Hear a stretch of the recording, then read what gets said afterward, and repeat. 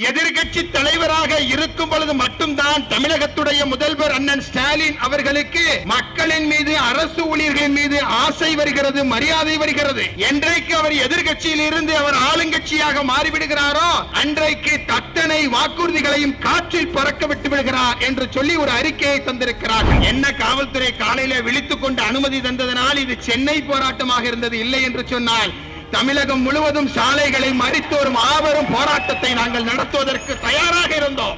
திமுக அரசு தொடர்ந்து தவறுகளையே செய்து கொண்டிருக்கிறது. திருநெல்வேலி ஏர்வாடி பேரூராட்சியிலே பேரூராட்சி நிர்வாகத்தை கண்டித்து போராட்டம் என்று எஸ்டிபி அறிவித்தால் கூட அவர்களை நூற்றுக்கணக்கான காவல் அதிகாரிகளை கொண்டு முடக்குகிறார்கள். எஸ்டிபியினுடைய பெண் கவுன்சிலர் மீது அவர்கள் கொடூரமான வழக்குகளை பதிவு செய்கிறார்கள். ஆனால் இன்றைக்கு சென்னையிலே திமுக அரசும் திமுகவுடைய காவல்துறையும் இன்றைக்கு சென்னையிலே நடத்தி கொண்டிருப்பது எதை நீங்கள் நடத்தி கொண்டிருக்கிறீர்கள்? அவர்கள் டெல்லியிலே ஜந்தர் மந்தரிலே ஒதுங்க சொல்லுகிறார்கள், நீங்கள் சென்னையிலே கூவத்தில் ஒதுங்க சொல்லுகிறீர்கள். எத்தகையதொரு தடைகளையும் உடைத்து தடை வெல்வதற்கென்று புறப்பட்டிருக்கிற சென்னை நகரத்தை திணறடித்துக் கொண்டிருக்கிற எனது ஆற்றல் மிகுந்த எஸ்டிபி கட்சியினுடைய எனது உயிருக்கும் உயிரான அன்பு உறவுகளே, சகோதரர்களே, சகோதரிகளே, இந்த நல்ல தருணத்திலே எல்லாம் வல்ல இறைவனுடைய சாந்தியும் சமாதானமும் இங்கே கூடியிருக்கிற நம் அனைவரின் மீதும் என்றென்றும் நின்று நிலவட்டுமாக என்று நான் பிரார்த்தனை செய்து என்னுடைய உரையினை நேரத்தினுடைய அருமை கருதி மிகச் சுருக்கமாக உரையாற்றுவதற்கு நான் ஆசைப்படுகிறேன். அன்பார்ந்த அன்பு சொந்தங்களே, இருவரும் கோரிக்கைகளுக்காக இன்றைய நவம்பர் 16, 2024 வருடம் எஸ்டிபிஐ கட்சி சென்னை மாநகரத்திலே 3வது இடஒதுக்கீட்டு யுத்தத்திற்கான நாள் குறித்து இன்றைய தினம் வங்கக்கடலினுடைய கடல் அலையிலே கரையிலே இன்றைக்கு ஒரு மாபெரும் போராட்டத்தை இன்றைக்கு நாம் துவங்கி இருக்கிறோம். இன்றைக்கு துவங்கப்பட்டிருக்கிற இந்த போராட்டம் வரவிருக்கிற தேர்தலுக்கு உள்ளாக தமிழகத்திலே வாழுகிற சிறுபான்மை முஸ்லிம் சொந்தங்களுக்கு 3.5% இடஒதுக்கீடு 7% உயர்த்தி தரப்பட்டது என்கிற நற்செய்தியையும், அதுபோல முஸ்லிம் ஆயுள் சிறைவாசிகள் அதிகாரப்பூர்வமாக விடுதலை செய்யப்பட்டார்கள் என்கிற நற்செய்தி கிடைக்கும் வரை எஸ்டிபிஐ கட்சி தனது உயிரை கூட பணயம் வைத்து இந்த மாபெரும் கோரிக்கைக்காக என்றென்றும் நாம் போராடுவோம் என்பதை இந்த தருணத்தில் இறைவனை முன்னிறுத்தி சொல்லிக் கொள்வதற்கு நான் ஆசைப்படுகிறேன். அன்பிற்கினிய அன்பு சொந்தங்களே, எனக்கு முன்பாக பேசி காட்டிய அத்தனை தோழர்களும் ஒரு விஷயத்தை சுட்டிக்காட்டினார்கள். தமிழகத்திலே அரசு ஊழியர்களுடைய சங்கத்தின் சார்பிலே தரப்பட்டிருக்கிற ஒரு அறிக்கையிலே எதிர்கட்சி தலைவராக இருக்கும் பொழுது மட்டும்தான் தமிழகத்துடைய முதல்வர் அண்ணன் ஸ்டாலின் அவர்களுக்கு மக்களின் மீது, அரசு ஊழியர்களின் மீது ஆசை வருகிறது, மரியாதை வருகிறது. என்றைக்கு அவர் எதிர்கட்சியில் இருந்து அவர் ஆளுங்கட்சியாக மாறிவிடுகிறாரோ அன்றைக்கு அத்தனை வாக்குறுதிகளையும் காற்றில் பறக்க விட்டு விடுகிறார் என்று சொல்லி ஒரு அறிக்கையை தந்திருக்கிறார்கள். இங்கே கூட்டத்தில் பேசிய அத்தனை பேரும் உங்களுக்கு நாங்கள் எதிர்கட்சி தலைவராக வரவிருக்கிற சட்டமன்ற தேர்தலில் உங்களுக்கு நாங்கள் அதனை பரிசாக அளிக்க காத்திருக்கிறோம் என்பதாக சொல்லி தந்தார்கள். உண்மையிலேயே எதிர்கட்சி தலைவராக நீங்கள் வரவிருக்கிற சட்டமன்ற தேர்தலிலே நீங்கள் தேர்ந்தெடுக்கப்படுவீர்கள் என்று முதலிலே தமிழக முதல்வருக்கு சொல்லுகிற சென்னையிலே நடைபெறுகிற ஒரு மாபெரும் மக்கள் திரள் பேரணி என்பது அது எஸ்டிபிஐ ஒருங்கிணைத்திருக்கிற இந்த பேரணியாகத்தான் இருக்கும் என்பதாக நான் கருதுகிறேன். அப்படி அவர்கள் எதிர்கட்சி தலைவராக மாற வேண்டும் என்று சொன்னால் பொதுவாக வரலாற்றை படித்தவர்களுக்கு தெரியும், எந்த ஒரு ஆளும் கட்சியும் மக்களுடைய போராட்டத்தினால் மட்டும் ஆட்சி மாற்றம் ஏற்பட்டதில்லை. அதுவும் நடந்திருக்கிறது. ஆனால் அதனை சதவீத அடிப்படையில் பார்த்தால் தனக்குத்தானே தலையில் மண்ணை அள்ளி போட்டதுதான் ஆட்சி மாற்றத்திற்கு மிக முக்கியமான காரணமாக இருக்கும். இன்றைக்கு ஒன்றிய அரசை பார்த்து இன்றைக்கு தமிழகத்தில் இருக்கிற திராவிட முன்னேற்ற கழகம், தமிழகத்தினுடைய முதல்வர் உள்ளிட்ட அத்தனை பேரும் பலவிதமான கேள்விகளை ஒன்றிய அரசை நோக்கி எழுப்புகிறார்கள். அந்த கேள்விகள் எல்லாம் நியாயமானது. தமிழ்நாட்டை வஞ்சிக்கிற தமிழ்நாட்டு மக்கள் என்று சொன்னால் ஒன்றிய அரசிற்கு வேப்பங்காயாக கசக்கிறது என்பதில் எந்த மாற்று கருத்தும் இல்லை. ஆனால் அப்படி வைக்கிற பொழுது சமீபத்தில் நடிகர் விஜய் அவர்கள் அந்த மாநாட்டிலே ஒன்றை சொல்லி காட்டினார்கள். அவர்கள் செய்வது பாசிசம் என்று சொன்னால் நீங்கள் செய்வது என்ன பாயாசமா என்று சொல்லி கேட்டார்கள். நான் அதை அப்படி சொல்வதற்கு நான் ஆசைப்படவில்லை. நாங்களும் எதிர்க்கிறோம். பாரதிய ஜனதா சங்க பரிவாரத்துடைய எதிர்ப்பு என்பது சாதாரணமானது அல்ல. அதனை மிகவும் சுருக்கமாக பார்க்க வேண்டிய அவசியம் இல்லை. தமிழகத்திற்கு பன்னெடுங்கால வரலாற்று பாரம்பரியம் அந்த ஒன்றிய அரசினுடைய சங்க பரிவாரத்திற்கு எதிராக அது நடத்தப்பட்டதிலே தமிழகத்திற்கு இருக்கிறது, எஸ்டிபி கட்சிக்கு இருக்கிறது, மேடையில் அமர்ந்திருக்கிற அத்தனை பேருக்கும் இருக்கிறது என்பதிலே இந்த மாற்று கருத்தும் இல்லை. ஆனால் அன்றைக்கு அந்த மாநாட்டின் வாயிலாக அவர்கள் செய்வது பாசிசம் என்றால் நீங்கள் செய்வது பாயாசமா என்று கேட்ட பொழுது எங்களுக்கும் கூட வருத்தமாக கோபமாகத்தான் இருந்தது. ஆனால் இன்றைக்கு சென்னையிலே திமுக அரசும் திமுகவுடைய காவல்துறையும் இன்றைக்கு சென்னையிலே நடத்தி கொண்டிருப்பது எதை நீங்கள் நடத்தி கொண்டிருக்கிறீர்கள்? அவர்கள் டெல்லியிலே ஜந்தர் மந்தரிலே ஒதுங்க சொல்லுகிறார்கள், நீங்கள் சென்னையிலே கூவத்தில் ஒதுங்க சொல்லுகிறீர்கள். ஃபார்முலா ரேஸ் கார் பந்தயம் என்று சொன்னால் நீங்கள் அதை சென்னை நகரத்துடைய வீதிகளிலே விடுமுறையிட்டு நீங்கள் அதை நடத்துகிறீர்கள். தோழர் தியாகு அவர்கள் சொன்னார். ஆனால் திமுக அரசிற்கு கூட அதனுடைய காதுகளில் கேட்கிற விதமாக எஸ்டிபி என்பது அல்ல, சிறுபான்மை சமூக மக்கள் நடத்துகிற போராட்டம் என்று சொன்னால் நீங்கள் கூவம் நதிக்கரையோடு ஒதுக்குகிறீர்கள் என்பது மட்டுமல்ல, ஒரு மாத காலத்திற்கு முன்பாக அனுமதி வழங்கப்பட்டு அதற்காக கடிதம் கொடுக்கப்பட்டு ஒரு மாத காலம் சென்னையினுடைய காவல்துறை கோமாவில் இருந்துவிட்டு நேற்று மாலை 4:30 மணிக்கு தான் உங்களுக்கு அனுமதி இல்லை என்று சொன்னால் நாங்கள் எவ்வாறு எடுத்துக்கொள்வது? எதையும் சட்டத்திற்கு மீறி எஸ்டிபி கட்சி செய்வதில்லை, எல்லாவற்றையும் சட்டத்திற்கு உட்பட்டுதான் நாங்கள் செய்கிறோம். அனுமதியோடு இந்த போராட்டத்தை நடத்த வேண்டும் என்று நாங்கள் ஆசைப்படுகிறோம். 4:30 மணிக்கு தந்துட்டு நைட்டு 12 மணி வரைக்கும் உங்களுக்கு நிகழ்ச்சிக்கு அனுமதி இல்லை என்று சொல்லி, காலையில் அனுமதி இல்லை என்று சொல்லி தோழர் வேல்முருகன் அவர்கள் பேசிவிட்ட பின்புதான் எங்களுக்கு இந்த போராட்டத்திற்கு அனுமதி கிடைக்கிறது என்று சொன்னால் காவல்துறை தன்னுடைய உள்ளத்தில் எதை நினைத்துக் கொண்டிருக்கிறது? நீங்கள் ஜனநாயக விழுமியங்களுக்கு நீங்கள் தருகிற மரியாதை என்ற என்ன என்பதைத்தான் இந்த கூட்டத்தின் வாயிலாக நான் கேட்பதற்கு ஆசைப்படுகிறேன்.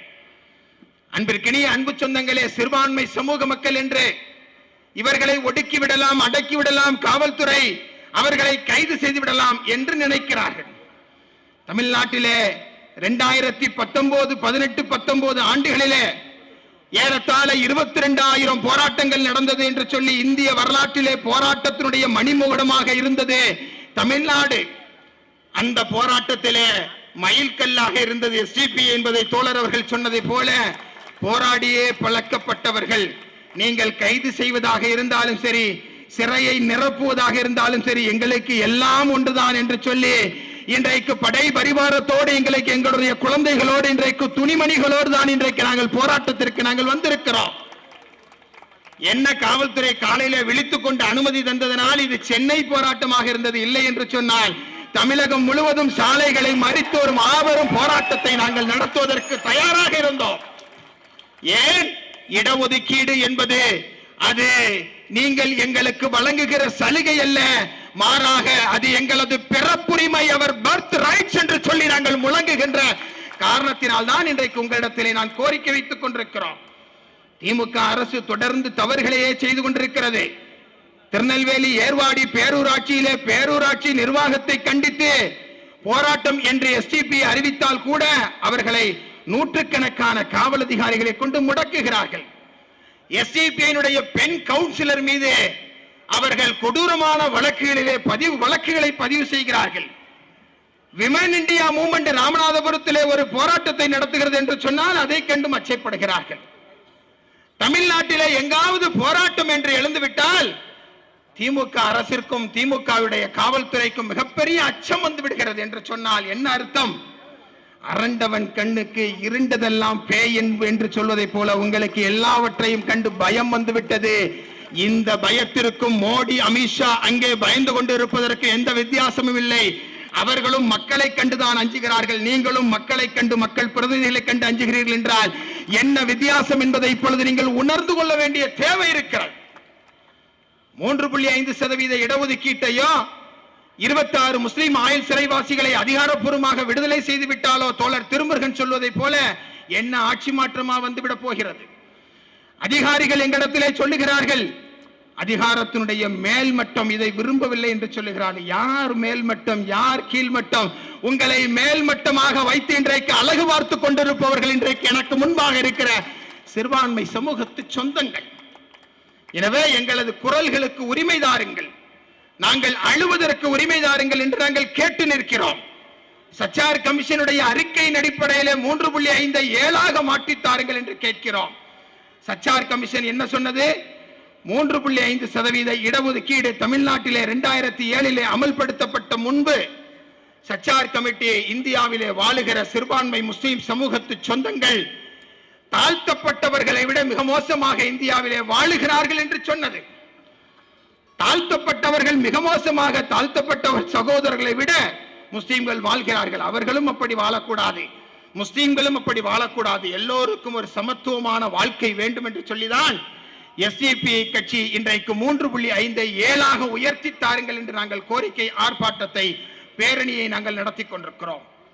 இடஒதுக்கீட்டிலே என்ன சிக்கல் இருக்கிறது? 2007 நீங்கள் இந்த இடஒதுக்கீட்டை அன்றைய திமுக அரசு தந்தது. தந்த உடனேயே சில முஸ்லிம் சகோதரர்களுடைய அறிஞர்களுடைய தரப்பில் இருந்து அன்றைய முதல்வரை சந்தித்து ஒரு கோரிக்கை வைத்தார்கள். நீங்கள் தந்திருக்கிற உள் இடஒதுக்கீடு என்பது சில குளறுபடிகள் இதில் இருக்கிறது, அதிலே சில நியமனங்கள் என்ற வார்த்தைகள் வருகிறது, அதன் காரணமாக எப்படி வேண்டுமானாலும் இந்த இடஒதுக்கீடு தவறாக பயன்படுத்தப்படுவதற்கு வாய்ப்பு இருக்கிறது என்று சொன்னார்கள். ஆனால் அப்பொழுது தமிழகத்துடைய முதல்வர் உடனடியாக சொன்னார், தலைமைச் செயலாளருடைய தலைமையில இந்த இடஒதுக்கீட்டை கண்காணிக்கிற ஒரு குழுவை நாங்கள் அமைக்கிறோம் என்று சொன்னார். அந்த குழுவையும் அமைத்தார். ஆனால் அந்த குழு அன்றிலிருந்து இன்று வரை செயல்படவே இல்லை. எனவே இடஒதுக்கீட்டிலே பல்வேறு விதமான குளறுபடிகளும் சிக்கலும் இதுவரைக்கும் இருக்கிறது. எனவேதான் எஸ்டிபி கட்சி வெள்ளை அறிக்கை தாருங்கள் என்று நாங்கள் சொல்லுகிறோம். நீங்கள் க்ளோஸ்டு டைப்பாக 3.5 நீங்கள் தந்திருக்கிறீர்கள், அதனை நீங்கள் ஓபன் டைப்பாக தந்தால் 30% பிற்படுத்தப்பட்ட இடஒதுக்கீட்டோடு எங்களது சிறுபான்மை சமூகத்து மாணவ மாணவிகள் தங்களது போட்டியை வாய்ப்பை அவர்கள் போட்டியிட்டு பெற முடியும் என்று நாங்கள் சொல்லுகிறோம். இதையெல்லாம் ஆளுகிற திமுக அரசு இதுவரை கண்டுகொள்ளவே இல்லை. அதன் காரணமாக எங்களது வாய்ப்புகள் தட்டி பறிக்கப்பட்டுக் கொண்டிருக்கிறது. இப்பொழுது 3.5% இடஒதுக்கீடு என்பது 2% தான் அதனை முஸ்லிம் சமூகம் இப்பொழுது அனுபவித்துக் கொண்டிருக்கிறது என்கிற புள்ளி விவரங்கள் வந்து கொண்டிருக்கிறது. எனவே இந்த மோசமான இடஒதுக்கீடு இப்பொழுது தவறாக அமல்படுத்தப்படுகிற இந்த நிலையிலிருந்து மாற வேண்டும் என்று சொன்னால் உடனடியாக இடஒதுக்கீடு வழங்கப்பட வேண்டும். அது 7% உயர்த்தி வழங்கப்பட வேண்டும். அதில் இருக்கிற குளறுபடிகள் நீக்கப்பட வேண்டும். வெள்ளை அறிக்கை தாக்கல் செய்யப்பட வேண்டும். சாதிவாரி கணக்கெடுப்பு உடனடியாக எடுக்கப்பட வேண்டும். முஸ்லிம் ஆயுள் சிறைவாசிகள் 26 பேர் உடனடியாக விடுதலை செய்யப்பட வேண்டும் என்ற கோரிக்கையை இந்த போராட்டத்தின் வாயிலாக தமிழக அரசிற்கு முன்வைத்து உடனடியாக இந்த கோரிக்கைக்காக நீங்கள் செவிசாய்க்க வேண்டும், நடைமுறைப்படுத்தி தந்திர வேண்டும் என்று சொல்லி தமிழக அரசிற்கு நாங்கள் கோரிக்கை விடுத்து, இல்லை என்றால் தமிழகம் தழுவிய அளவில் இல்லை அகில இந்திய அளவில் மாபெரும் போராட்டத்தை எஸ்டிபி கட்சி முன்னெடுக்கும் என்பதை கூறி மிகச்சிறப்பான போராட்டத்தை நடத்திய எஸ்டிபி கட்சியினுடைய சென்னை மண்டலத்துடைய நிர்வாகிகளுக்கு என்னுடைய நெஞ்சார்ந்த நன்றியினை வாழ்த்துக்களை தெரிவித்துக் கொண்டு வாய்ப்புக்கு நன்றி கூறி விடைபெறுகிறேன். நன்றி.